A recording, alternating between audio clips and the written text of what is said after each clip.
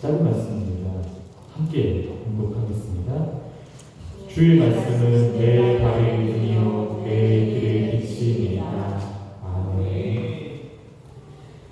성경이 장절 중 가장 긴 구절로 되어 있는 장이 바로 오늘 본 말씀 시편 119편입니다.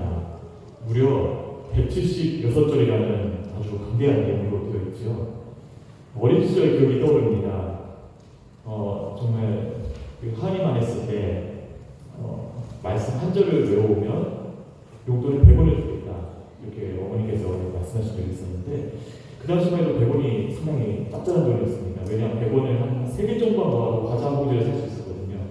그래서 열심히 말씀 외워서 이렇게 엄마한테 감사를 받고 100원을 받고, 그 재미가 참 쏠쏠했었는데, 어느 날인가 어머니께서 이렇게 말씀하시는 겁니다.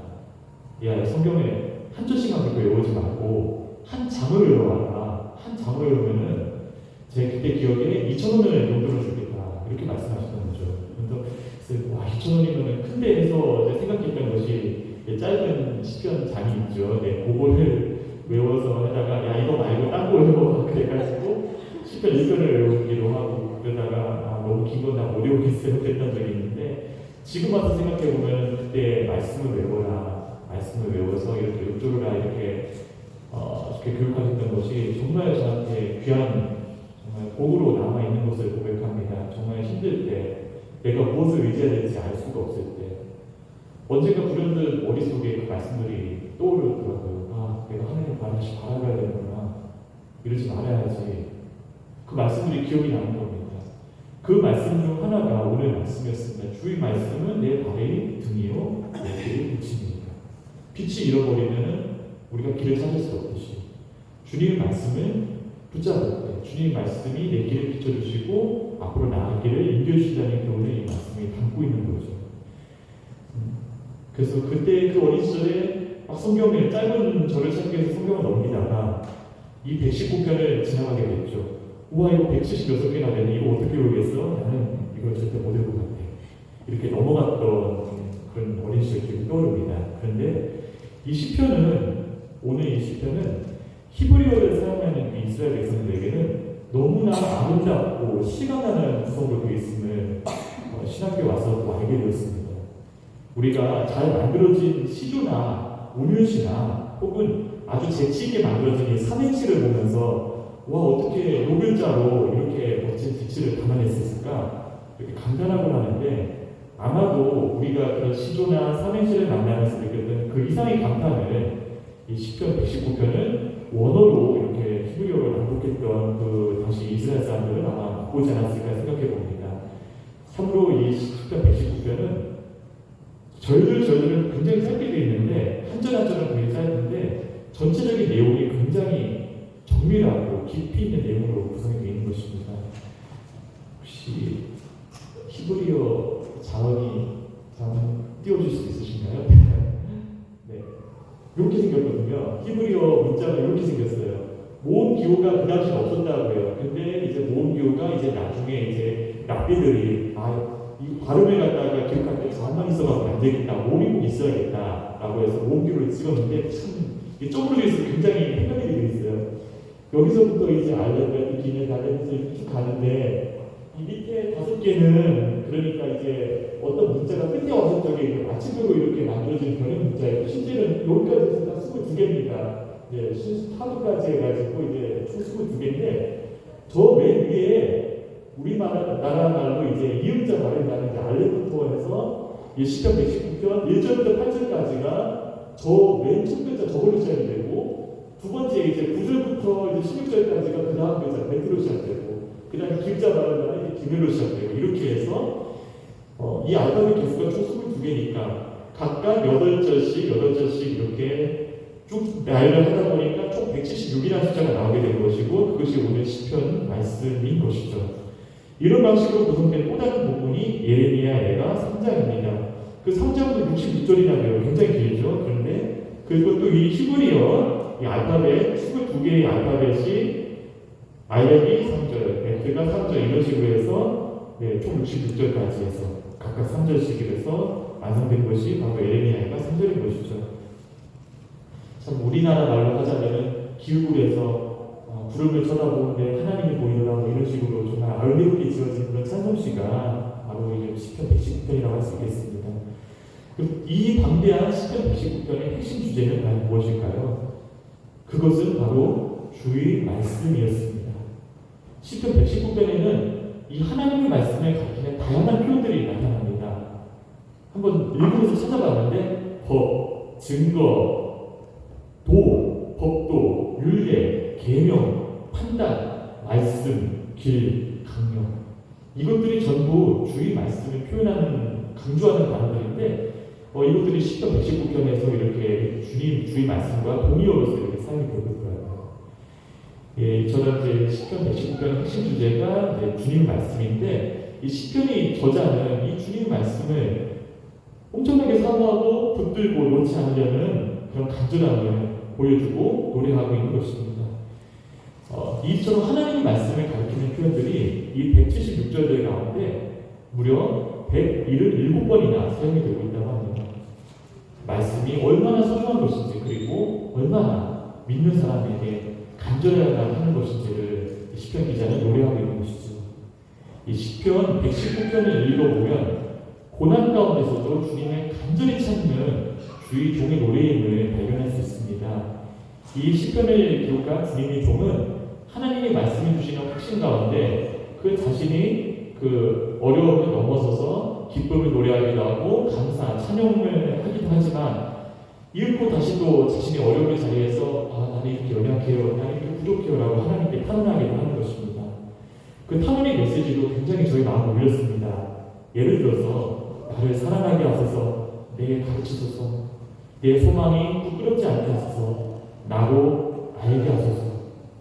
이렇게 하나님께 탄원하는 표현들이 이 176개나 되는 절 중에 무려 3분의 1이나 되는 60계절에서 이런 표현들이 나타나고 있는 것을 발견할 수 있습니다. 하나님의 말씀을 사모하는 사람으로서 그 말씀이 주는 그 감동 가운데 감사하고 기뻐하면서 하나님이 그 약속의 말씀을 되새기다가도 문득 이 현실의 어려움 가운데 자신이 그 솔직한 연약함을 고백하는 그 진솔한 마음도 이 176개나 되는 구절 중에 아주 진솔하게 담겨있는 것이죠. 어떤 신학자는 이 시편 119편에 나오는 이런 절들의 내용을 약속, 간구, 찬양, 불평, 고백, 확신, 기도, 이와 같이 분류하기도 했습니다. 이 구절들은 하나님에 대한 찬양이구나, 이 구절은 주님을 향한 간구구나, 이것은 기도구나, 이것은 말씀을 주는 확신이구나, 이런 식으로 이 독자가 우리들이 이 시편의 말씀을 이렇게 하나하나씩 꼽아가면서 이 하나님의 말씀을 따르고자 힘쓰는 하나님의 사람, 주의 종의 신경을 쫓아가면서 그의 마음가짐을 있는 그대로 배울 수 있도록 기록된 시편이 곧 성경에서 가장 많은 두꺼운 절로 기록된 119편인 것입니다. 우리가 하나님의 말씀을 붙잡으며 살아가면서 경험할 수 있는 이 감정들이 이 시편 119편이라는 긴 장에 마치 퍼즐블록처럼 담겨있다는 사실을 발견할 수 있습니다. 그래서 시간이 되시면 한번 시편 119편을 처음부터 끝까지 반복하시면 정말 큰 위로가 되지 않을까 생각을 해봅니다. 하나님 말씀 외에도 자신의 결핍 가운데 그 말씀을 붙잡고 뜻을 향해서 온 마음에 다해서 하나님이 이렇게 바라보려는 그 인간의 모습과 그 결핍을 채우고 남으시는 하나님과의 관계성이 이 깊은 이 시편 116개나 되는 이 구절 중에 녹아 있는 것입니다. 인간의 연약함 가운데는 우리는 길을 잃어버리기가 참 쉽습니다. 하지만 어두운 가운데 빛이 되시는 이 하나님의 말씀을 경험하면서 다시금 우리는 소망에 붙잡게 됩니다. 이거 우리 인간의 이런 존재성이 참으로 솔직하고 깊이 있는 말씀으로 이렇게 시편 119편에 담겨 있습니다. 우리는 어려움 가운데 탄식할 수밖에 없습니다. 나의 한계가 너무나 뻔합니다. 그렇지만 그 가운데서 급격히 하나님을 향한 신뢰와 감사, 확신의 어조를 말할 수 있게 됩니다. 이 급격한 변화는 사람의 성격이 이랬다 저랬다 변하는 것이 아니라 나의 부족함을 절실히 알면서도 희망은 하나님뿐이야 라고 붙잡음으로써 이러한 변화가 일어나게 되는 것이죠. 우리가 세상 사람과 다른 것은 절망과 좌절 가운데 계속 빠져있는 것이 아니라 나의 어떤 절망과 좌절과 상관없이 곧바로 하나님의 약속의 말씀을 붙잡기 때문에 붙잡을 수 있기 때문에 우리 언어는 좌절과 불평이 아니라 신뢰와 감사, 확신으로서 변화될 수 있는 것입니다. 오늘 본문의 말씀, 105절 말씀은 바로 이 시편 176절의 가운데쯤에 위치를 하고 있습니다. 그 앞에 보면 주의 말씀이 참으로 꿀송이보다 달다고 시편 기자는 노래를 하고 있는데, 그러면서 이제 그것을 수식하는 말씀으로써 바로 이 주의 말씀은 내 발의 등이요 내게 빛입니다 라고 고백하고 있는 것입니다. 이 등불과 빛의 이미지를 이렇게 떠올리면서 시편 기자는 어떤 생각을 했을까 묵상해 보았습니다. 아마도 시편 기자는 바로 하나님께서 노예되었던 이스라엘 백성들을 다시 부르시는 그 순간에 떠올렸을 것입니다. 모세가 시내산에서 하나님을 만났을 때, 아니 그보다 훨씬 전에 그때 시내산에서 만났을 때는 이제 시내산에서 번개와 함께 하늘의 우렁찬 음성이 들려왔죠. 그리고 하나님을 바라봤던 모세가 광채를 입은 채로 백성들 앞에 나타났었죠. 하나님 빛이시니까요. 근데 그보다 훨씬 앞서서 모세가 이제 좌절과 절망에 빠져서 미디안 광야에서 양을 치고 있을 때, 그때 하나님께서 떨기나무 가운데 나타나셨는데 그 떨기나무가 타지 않고 떨기나무가 그 불에 휩싸이는 모습을 보게 됐던 것입니다. 아마도 그 주의 말씀을 기록하면서 시편 기자는 그 떨기나무의 불빛을 기억하지 않았을까 생각해 봅니다. 뿐만 아니라 하나님께서는 출애굽기 25장 31절에서 37절을 통해서 이제 너희가 나를 기억함으로써 성막을 만들어라 이렇게 명령을 하실 때 메노라라는 등을 만들 것을 말씀을 하셨습니다. 순금으로 된 등잔불인데 혹시 등 화면을 혹시 띄워줄 수 있으신가요? 네, 아주 멋지게 생겼습니다. 여러분도 한 번씩 보신 적 있을 것입니다. 네, 이렇게 생겼습니다. 하나님께서 이것을 이렇게 만들고 이렇게 가지가 돼서 이렇게 살고 미를 넣고 이렇게 금양으로 이렇게 만들고 이것을 금 한 달란트로 만들라고 하나님께서 명령하시는 것이 바로 출애굽기 25장 31절 37절에 굉장히 자세하게 기록이 되어 있습니다. 이것의 이름을 메노라라고 하는데, 지금도 이 잔이 모양이 이스라엘 국가의 이렇게 상징처럼 이렇게 좀 국가 문양이라고 하죠. 그 국가 문양이 이거라고 합니다. 이 순금으로 된 등잔불이 이제 제사장이 이제 이 성전 안에 있는 이 메노라 등잔불 안에서 이 촛대 안에 기름을 세워 넣는데, 그 기름을 갖다가 세워 놓으면은 이제 이 불빛은 계속 꺼지지 않게 되는 거죠. 이 하나님의 불빛, 하나님의 빛을 떠올릴 때 이 하나님의 성전 안에서 우리를 밝게 비춰주는 그 등의 불빛을 아마 시편 기자는 떠올리지 않을까 생각해 봤습니다. 놀랍게도 스가랴 선지자도 스가랴서 4장 2절에서 이 천사의 환상과 인도하신 가운데 이 메노라를 바라보고 그 생김새를 다시 한번 말씀합니다. 스가랴서 4장 2절을 함께 낭독했으면 좋겠습니다. 스가랴서 4장 2절입니다. 그가 내게 묻되 내가 무엇을 보느냐? 내가 대답하되 내가 보니 순금 등잔대가 있는데 그 위에는 기름 그릇이 있고 또 그 기름 그릇 위에 7 등잔이 있으며 그 기름 그릇 뒤에 있는 등잔에 대하여 7 반이 있고, 네, 이렇게 되어 있는 것입니다. 이 말씀의 등잔대를 보여주심으로써 하나님께서는 이 스가랴 선지자에게 아주 유명한 말씀을 선포하도록 하시죠. 이는 힘으로 되지 아니하며 능력으로 되지 아니하고 오직 나의 영으로 되느니라. 큰 산아 내가 무엇이냐? 내가 스룹바벨 앞에서 평지가 되리라.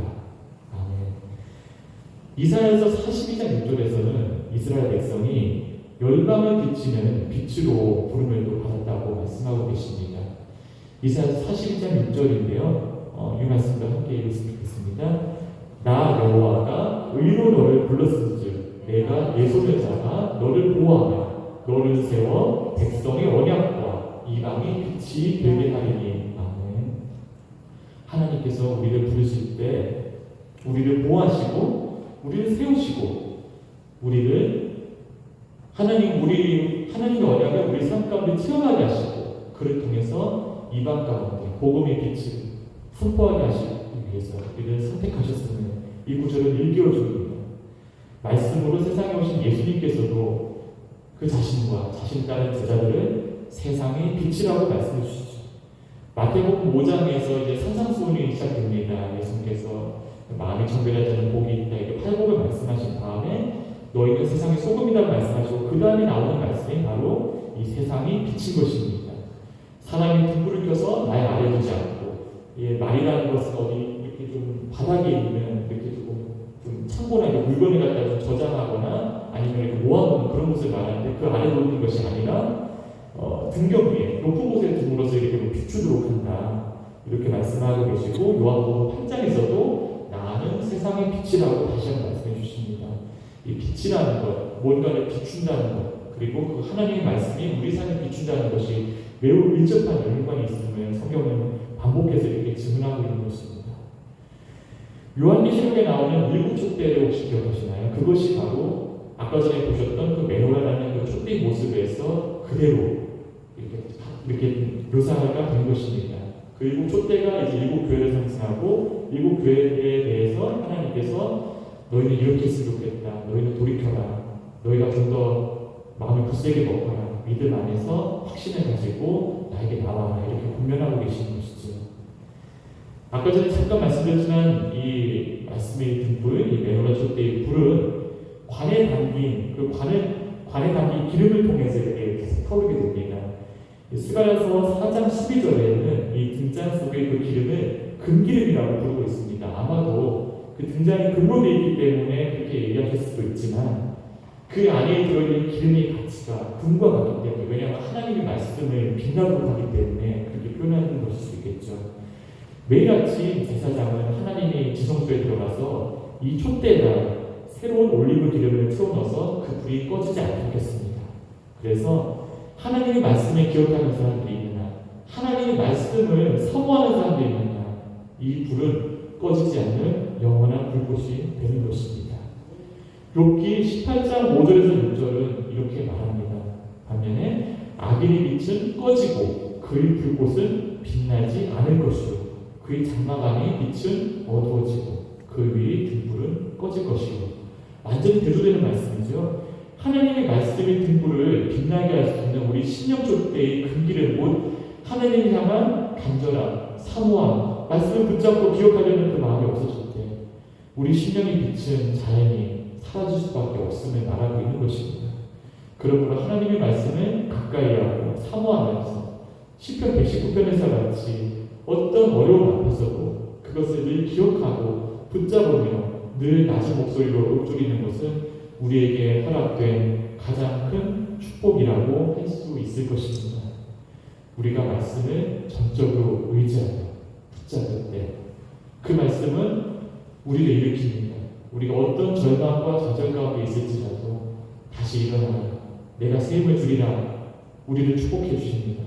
그럼으로써 우리가 하나님의 축복 가운데 다시금 세임을 내고 앞으로 걸어갈 수 있도록 우리를 이끌어줍니다. 구정설이 지나야 진정한 월사령의 시작이라고 들었습니다. 말씀에 가까이 하면서 위로와 은혜를 나누는 기쁨이 올 한 해 꿈을 이루는 교회 가득하기를 기도합니다. 지금은 인쇄기술이 발달되어서 집에서도 프린터로 글을 출력할 수 있는 세상이 되었습니다. 심지어 이제 아이들이 쓰는 동시 같은 것도 야, 너 글 한번 써봐 이렇게 해서 뽑아주면은 이거 내가 쓴 글이야 하고 너무 좋아하더라고요. 근데 불과 수백 년 전만 해도 책은 사람이 하나하나 기록하지 않으면 완성되지 않았습니다. 어떤 기록을 남기고 싶다 그러면 글을 써야 되는데 종이도 기획거니와 인쇄 기술 자체가 없었기 때문에 일일이 사람 손으로 다 써야 했던 것이죠. 하나님의 말씀 또한 처음에는 이제 구절을 통해서 처음부터 끝까지 1절부터 끝절까지 절절절 외우는 방식으로, 즉 구절을 통해서 이렇게 전수되고 했습니다. 놀랍게도 그 구절을 통한 전승 자료가 어느 순간인가 문자가 되었고 그 문자에 대한 여러 사본들을 갖다가 비교를 해봤을 때 내용상 완전한 일치를 이루고 있는 놀라운 부분을 보게 됩니다. 얼마나 간절한 마음으로 사모하는 마음으로 그것을 틀리지 않게 읊조리며 외웠을까요? 근데 참 오늘 이게 우리가 보는 이 성경 책을 이렇게 우리가 넘길 수 있다는 것, 이 문자를 보면서 이제 읽을 수 있다는 것이 사실 얼마나 감사의 일인지 성경을 볼 때마다 마음이 숙연해집니다. 말씀을 가까이 하면서 살고자 했던 수많은 사람들의 간절함과 수고가 있었기에 우리가 이렇게 성경을 읽을 수 있다. 이 사실을 잊지 않고 늘 감사하게 되기를 축복합니다. 임세술이 발달되기 전에 담겨있는 성경 말씀들은 모두 사람서도에 이렇게 하나하나 이렇게 기록했던 것인데 참 그리고 우리나라는 참 대단한 것 같아요. 금수발자가 우리나라에서 처음으로 나왔잖아요. 그런데 그 우리나라 그 정말 그 고려 때를 제외하고 그 나머지 세계에서는 구텐베르크라는 사람이 한자수를 임세수를 갖다가 찍어내기 전까지는 모든 책은 손으로 이렇게 하나 썼어야 했습니다.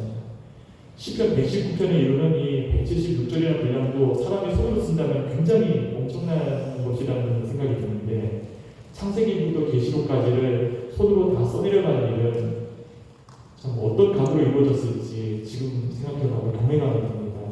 하나님 말씀을 그것도 한자 한자에 받아 적는 일인데 얼마나 마음에 깨끗하게 먹고 간절하게 먹고 또 한자 자리를 지켜가면서 써내려갔을지 모르겠습니다. 이 성경을 적는 이 필사자들은 정말 온 정성을 다쓰려는 생각을 합니다. 이 언제 끝날지 알 수 없는 이 긴 여행과도 같은 이 필사 여정 끝내 이 성경이 맨 마지막 문장 요한계시록 22장 21절이죠. 주 예수의 은혜가 모든 자들에게 있을지어다. 아멘. 여기까지 끝이 났을 때 그 기쁨은 얼마나 큰 것이었을까요? 오늘날 출간되어 있는 책들을 보면 이 맨 뒤에는 출판사, 출판인, 책의 제목, 발간인들의 정보들이 맨 마지막 장에 기록이 되어 있는 것을 볼 수 있습니다. 우리가 가진 성경책도 마찬가지죠. 두란노서 원판에 2012년 초판 에세, 한국 찬송가 공예라고 되어 있을 거예요. 맨 뒤에 이렇게 우리가 가진 성경책들이 맨 마지막 장에는 이렇게 책에 대한 내용이 이렇게 담겨 있습니다. 거꾸로 이 책의 어떤 정보를 우리가 인용을 할 때 이 책의 마지막에 들어있는 이 끝장의 설명을 이용해서 나는 이 책을 보고 어떤 내용을 공부했습니다라고 표시하기 위해서 이 책 뒷면의 정보들을 따가지고 이게 내가 쓴 글 맨 밑에 각 줄을 기록하게 됩니다. 어디 책 몇 페이지 이렇게 기록을 하게 되는 거죠. 우리 꿈을 이루는 교회 우리 어린 형제 자녀들에게도 책을 사랑하는 마음, 특별히 성경을 사랑하고 가까이 하는 마음이 올 한 해 금기름으로 부어지기를 기도합니다. 훗날 좋은 책을 쓸 수 있는 분들이 꼭 일어나게 되기를 기도합니다. 이처럼 책의 마지막에 적혀있는 이 책에 대한 정보를 콜로폰이라고 부릅니다. 그리스어입니다. 이 콜로폰이라는 이 그리스어 단어는 바로 꼭대기, 꼭지점 혹은 결승선이라는 의미를 담고 있습니다. 오늘날 모든 출판물에서 찾아볼 수 있는 이 마지막 이 콜로폰은 바로 필사자들이 책을 다 옮겨줬고 난 뒤에 그 기쁨을 책 마지막에 주 예수의 은혜가 모든 사람에게 있을지어다 그 다음 구절에 그 기쁨을 남기는 그 전통에서 기록된 것이었습니다. 성경을 정성껏 이렇게 한 구절 옮겨 적다가 마침내 그 작업이 마지막을 맞이했을 때 그 다가오는 품위없는 그 감동의 마음이 이 성경책의 사본이 맨 마지막에 콜로폰이라는 것으로 남아있었던 것입니다.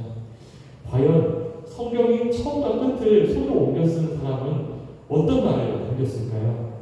다양한 성경 사본에서 특별히 오랫동안 이 그리스어가 사용되었던 그러니까 오스만 제국이 정말 그 동로만 제국 멸망시키기 전까지 그 소아시아랑 그 발칸반도 오늘날 그리스 있는데 거기가 다 이제 그리스어를 사용하고 있고 지금도 그리스어가 상당 부분 통합니다. 히브리서 같은데 놀러 가시면은 거기도 이제 그리스어를 사용한다고 하더라고요. 그래서 이 그리스어권에 있는 성경의 필사자들은 이 성경책을 다 기록한 이 가슴 벅찬 소감을 종이 끝자락에 어떤 전통을 통해 남겼습니다. 오늘은 그것을 잠깐 소개해드리고 싶습니다. 혹시 세 번째 그림 혹시 띄워줄 수 있으실까요? 네. 잘 보실지 모르겠어요. 제가 큰 수로 읽겠습니다. 이 말씀의 기록한 손은 무덤에서 썩을 것입니다. 그렇지만 이 말씀은 가장 완전한 시간까지 남아있을 것입니다. 썩어진 손으로 기록하였으나 말씀은 남아있습니다. 이게 남아있을 것입니다. 이렇게 해석해도 돼요. 이와 같은 말들이 이제 성경 필사자에 남긴 전통이었습니다. 이 말씀을 기록한 손은 헤메케이헤그라파라는 이 단어가 하나의 전통인 것입니다. 이 글을 쓴 손, 얼마나 유한한 인간이 연약하고 약한 손입니까? 말씀을 기록한 정말 하나님께서 이 연약한 손으로 말씀에 다 기록하게 하신 것도 주님의 은혜라는 그 겸손한 마음, 성경에 다 옮겨 쓰고 그 겸손한 마음을 감격을 담아서 이렇게 고백하시는 것입니다. 이 말씀에 기록한 나의 손은 없어지지만 하나님의 은혜로 내가 남긴 이 하나님의 말씀은 이 세상의 마지막까지 남아있을 것입니다라고 성경의 필사자들은 노래했던 것이죠. 그 당시 사람의 손으로 기록된 이 성경을 읽고 있던 사람들은 성경책에 남긴 이 필사자의 수고를 그대로 감상하면서 성경을 읽어 나갔습니다. 필사자는 이 땅에서의 수명이 다하고 하나님의 부름을 받았지만 성경의 독자들은 이 필사자들의 수고를 통해 영원한 하나님의 말씀을 만나고 있다는 이 사실, 성경의 독자들은 그 감격을 이 필사자들의 폴로폰을 통해서 되새겼을 것입니다. 성경을 읽고 묵상하는 사람들에게, 성경 앞에 손모아 기도하고 예배하는 사람들에게 이 필사자의 간절함과 그의 감동과 말씀을 묵상하면서 얻는 그 감동과 꿈은 이루어졌고 지금까지 이어져 내려올 것입니다. 벌써 1월이 지나고 2월이 되었습니다. 우리의 매일매일의 끝자락, 매 월의 끝자락, 그리고 올 한 해의 끝자락에는 어떤 마침글이, 어떤 폴로폰이 기록되어질까요? 시편 119편 기자의 고백처럼 주의 말씀을 의지하고 이를 읊조리고 묵상할 때 나의 연약함과 부족함에도 불구하고 이것을 잊어버리지 않고 말씀을 가까이 하며 잊지 않는 것을 고백할 때 하나님께서는 시편 기자의 기도처럼 반드시 우리를 도우실 것입니다. 시편 119편의 마지막 176절은 이른 양같이 방황하더라도 주의 계명을 잊지 않는 나를 주님께서 반드시 찾아주실 것을 믿음으로써 바라보고 있습니다. 그런데 예수님께서 그것을 잊지 않으셨던 것 같습니다. 시편 119편 기자의 기도를 마태복음 18장, 누가복음 15장 잃어버린 양의 비유로서 기억하고 응답하고 계신 것이죠. 잃어버린 양 한 마리를 잊지 않고 찾으신 목자로서 예수님께서는 우리에게 오신 것입니다. 오늘 우리의 기도와 간구를 주님께서 들으실 것을 믿으며 오늘 마지막 설교 마지막 찬송을 올리고 싶습니다.